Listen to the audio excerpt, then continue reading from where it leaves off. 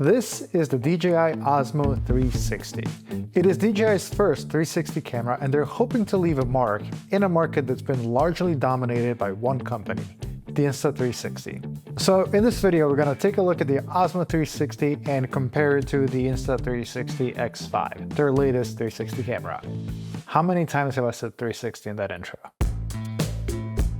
So first things first, I've only had the Osmo 360 for a couple of days, so think about this video more as a first impression hands-on than an actual full review. With that out of the way, let's get going.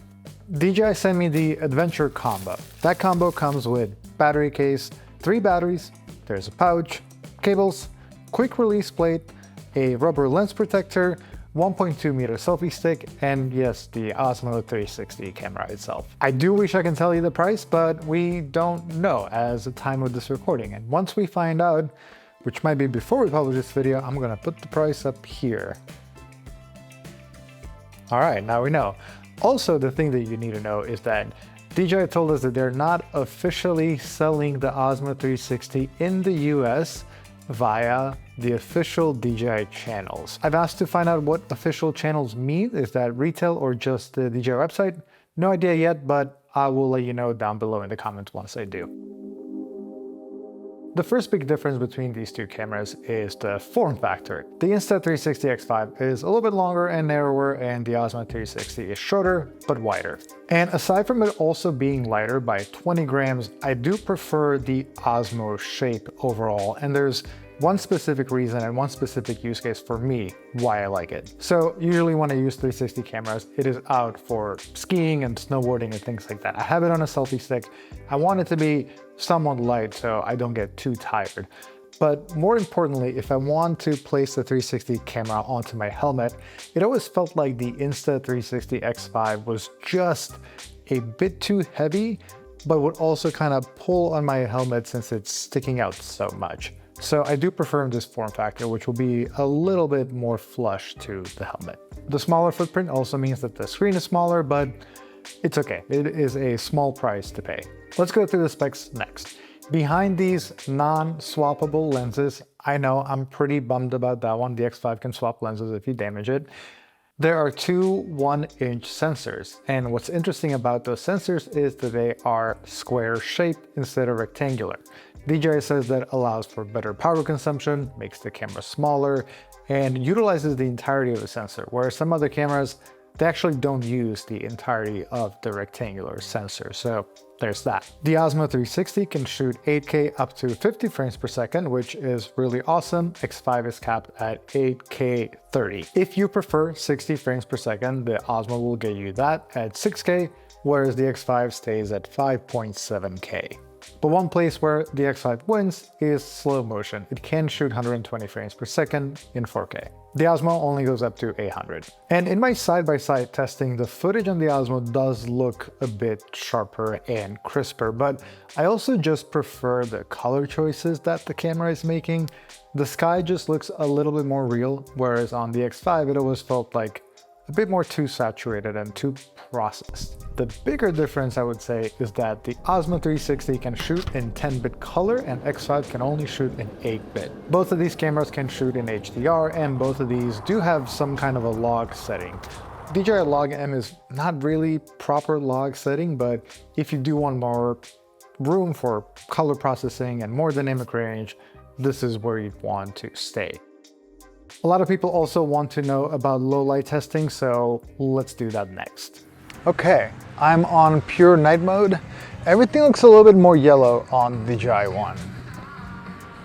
Someone's playing All-Star. Okay, so everything is looking a bit more yellow on the right. Here we have a little bit more saturation in the night mode. Both of these are running their own night modes, 8K 30. Yeah. Let me know which one looks better to you.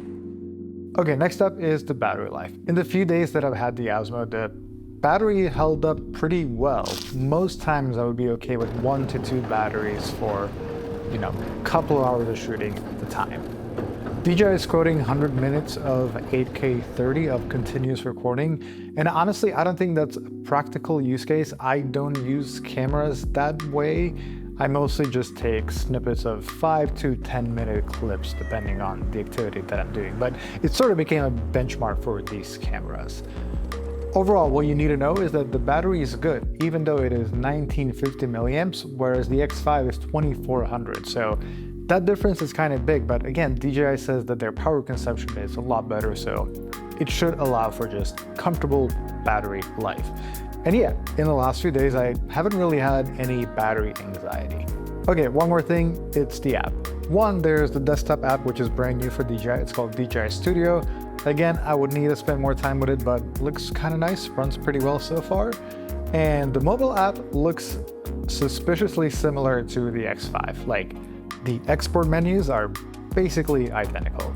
A lot of the other features are pretty similar. You get the tracking features for objects and pets and things like that. You get the keyframing, you get color modes, and all that stuff.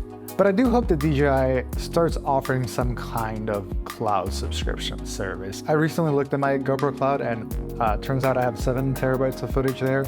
I also am a subscriber to the Insta360 Cloud as well, because I do think that's the best way to actually edit these videos.